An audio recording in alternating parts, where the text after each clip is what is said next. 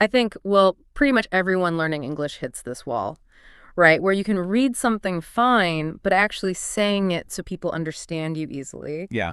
That's different. That gap between the spelling and the actual sound can be so frustrating. It's probably the biggest hurdle, really. And so today we want to cut through some of that frustration. We're doing a deep dive, kind of a surgical strike on the sounds that consistently trip people up. We're using some specific source material to pinpoint where you should focus your practice. Yeah, we've been looking at excerpts from this resource, Pronunciation Clinic, Tricky Sounds in English. And we're also pulling in some insights from the Learn and Success YouTube channel, specifically their episode 87, which really focuses in. And that material is great because it doesn't just, list every sound. It zeroes in on the big problems, the ones that give learners the most trouble worldwide. Mm-hmm. We found that it identifies three specific phonetic areas. These are the ones that cause the most errors, the most confusion. Okay, so our job here isn't just to list those three hurdles. We want to unpack why these specific sounds or patterns are flagged as so critical. Why are these the ones you absolutely need to nail down? Makes sense. Right, let's get into it. We're starting with what might be the most famous one, the sound everyone points to as uniquely English and difficult. That notorious th sound. Why does the pronunciation clinic material put this one right at the top? Well, it's because the th, both the voiced and unvoiced versions, like in this and thin, it's pretty rare across world languages. Yeah. Most languages just don't have what linguists call a dental fricative. That's the technical term. A dental fricative, Yeah. meaning tongue and teeth, basically. Exactly. Think about Spanish, French, German, Japanese. They don't really have that specific sound produced right at the teeth like that. So learners aren't just tweaking a sound they already know. They actually have to learn a whole new physical movement with their tongue and mouth. It's like training a muscle for a completely new sport, something their native language never asked them to do. Okay. So it's less about understanding the concept and more about the physical mechanics, like actually making the sound. Precisely. If your native language uses sounds where the tongue hits that ridge just behind the teeth, like T, T, Z, those alveolar sounds, then being told to put your tongue between your teeth or lightly touching the back of them feels really awkward. Because your mouth isn't used to it, the natural tendency is to slip back to the closest sound you can make easily. That's why you often hear the replaced with A's or Z or maybe F, V, or even T and D. Right, I've heard that. And what's the impact of doing that? Is it just a minor accent thing, or does it actually cause problems? Oh, it can cause real problems for understanding. English uses the sound to tell apart a lot of really common words. So if you swap it for, say, a T, then thought might sound like caught. Swap it for an F, and three could become free. Oh, wow. Okay. Yeah, those are pretty basic words. Exactly. And substituting them can really mess up communication, Yeah. especially with high-frequency vocabulary. So what's interesting, what the material suggests, is that getting this one specific unique articulation down first is crucial. It knocks out a whole category of common, sometimes embarrassing mistakes right away. It's also like the entry ticket to clear English pronunciation. That makes a lot of sense. Okay, so if T8 is the unique physical challenge, let's move to the second tricky sound. The material flags, the letter R. Now, this feels different, doesn't it? It's not exactly rare in languages, but the English R has its own kind of complexity. This is where it gets really interesting, I think. Why is the English R singled out as one of these top three challenges? What makes it so tricky? The problem with the English R is really twofold: how it's made physically and how much it can vary. Many languages have an R that's, tapped or trilled. The tongue quickly hits the roof of the mouth, Correct. like in Spanish or Italian. Right. But the standard American English R, it's a rhotic sound. It's made way back in the mouth. You either bunch of the middle of your tongue towards the back, or you curl the very tip of the tongue backward. That's called retroflex. Either way, it's a deeper, more muscular sound. And that's hard to maintain. Yeah, that bunching or curling takes muscle control, especially holding it next to a vowel sound. For learners, it takes a lot of practice to get that specific R sound right so it doesn't slip into the R from their native language, or worse, just kind of disappear. And then there's the whole accent thing, right? Like British English versus American English. That must add another layer of confusion. Oh, absolutely. That variation is a huge part of why it's tricky. If you're learning standard British English, that R sound often vanishes if it's not right before a vowel sound. Think car versus carry. Yeah, the car often sounds like ka. It's exactly. But in most North American accents, you pronounce the R strongly, pretty much everywhere it appears. So learners aren't just learning one R, they have to figure out when and how to use it depending on the accent model they're aiming for.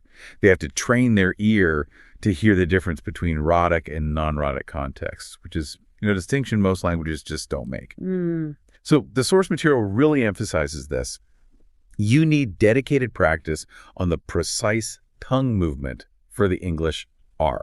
Recognizing it's not a simple tap or roll, it's about sustained, controlled muscle tension deep in the mouth. Okay, so we've got the unique sound th and then the shape-shifting muscular sound r. That brings us to the third big challenge identified in the source, vowel variations. This feels much broader, like it's not just one sound, but, well, the whole messy system of English vowels. It really is. It gets to the heart of English inconsistency. Consonants, generally speaking, are relatively stable points of articulation. You make a P sound, it's pretty much a P, but vowels, that's where English spelling versus sound goes completely off the rails. We have only 5, maybe 6 written vowel letters. A, E, I, O, U, sometimes Y. Right. But the number of actual distinct vowel sounds in English is, well, it depends on the accent, but it could be anywhere from 15 to 20 or even more. That mismatch is huge. Linguists sometimes call it the vowel gap. 15 to 20 sounds from just 5 letters. Wow. Exactly. And the resource highlights vowel variations because learners naturally try to map the stable, predictable vowel sounds from their own language onto English words. But English vowels just don't work like that. They shift, they glide into each other, sometimes diphthongs like in boy or bi or be sound for bi. And crucially, they often get reduced or weakened when a syllable isn't stressed. Let's dig into that reduction part, because that seems really important for sounding natural, for moving past that sort of choppy, syllable-by-syllable way of speaking. What's happening in those unstressed syllables? That's where the schwa sound becomes absolutely central. The schwa, it looks like an upside-down E in phonetic alphabets, is the most common vowel sound in English, by far. The sound. Sort of an or a weak. It's that super short, weak, neutral vowel sound. And the key thing is, in English, pretty much any written vowel letter, A, E, I, O, U, can end up being pronounced as a schwa if it's in a syllable that doesn't get the main stress in a word. Can you give an example? Think of the word banana. Bu and naino. The stress is on the middle syllable, N-A, the first A and the last A. They're not pronounced as a clear sound. They collapse into that weak schwa. No, I hear it. Burenu. Exactly. So a learner who tries to make every A sound like a strong banana is going to sound quite unnatural, maybe even robotic. And that affects listening too, right? If you're listening for a clear A sound, but what you actually hear is that quick little b or n, you might not even recognize the word. Precisely. Your brain is expecting the vowel sound it knows, maybe from your native language or just from the spelling, and it doesn't match the weak sound that's actually used in fluent speech. So connecting this back, when the curriculum singles out vowel variations, it's really telling learners they need to focus on more than just individual sounds. They need to understand English rhythm and stress. Mastering the schwa isn't just about one sound, it's about learning the music of English. Where does the stress fall? Which syllables get weakened? That's fundamental. That's huge. It shifts the goal from just learning vowels to learning word stress and rhythm. Okay, so wrapping up this section. The insights from this material suggest that tackling these 3 big areas, the unique the tricky r, and these vowel variations, especially the schwa, that's a fast track. It really provides a clear roadmap. English pronunciation can feel overwhelming. There's so much variation, so many rules and exceptions. This kind of focused approach says, look, don't get lost trying to perfect everything at once. Put your energy into these 3 specific categories first. They account for a huge percentage of the issues that mark someone as non-native or lead to misunderstandings. Right, so let's summarize the takeaways from this deep dive. Based on the source material like the Pronunciation Clinic, we've identified 3 absolutely critical hurdles for clear English pronunciation. First, that unique physical challenge of the th sound, which most languages lack. Second, the complex, variable nature of the English R, especially the rhotic R and its dialect differences. And third, the vast systemic issue of vowel variations, driven heavily by word stress and the all-important schwa sound. Exactly. It feels like this curriculum almost gives you permission, doesn't it? Permission to maybe not worry so much about less common sounds initially and really drill down on these high-impact areas. Absolutely. It helps prioritize. When you're faced with a mountain of information, knowing where to start, where to focus your limited practice time, that's incredibly valuable. So for you, the listener, what this means is, if you feel stuck, maybe step back from just general practice. Try spending dedicated time specifically on, say, tongue placement for the words, or practice that bunched R sound in different word positions beginning, middle, end. And really train your ear to listen for the schwa in everyday speech. Notice how unstressed vowels get weakened. Focusing that effort. Yes, that focused effort is likely the quickest way you'll see and hear noticeable improvement in your clarity and fluency.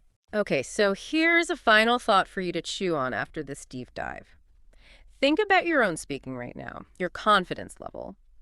Out of these 3 core challenges we've discussed, making the th sound correctly, handling the English R, or navigating those vowel variations, and using the schwa naturally, which one feels like your biggest single roadblock?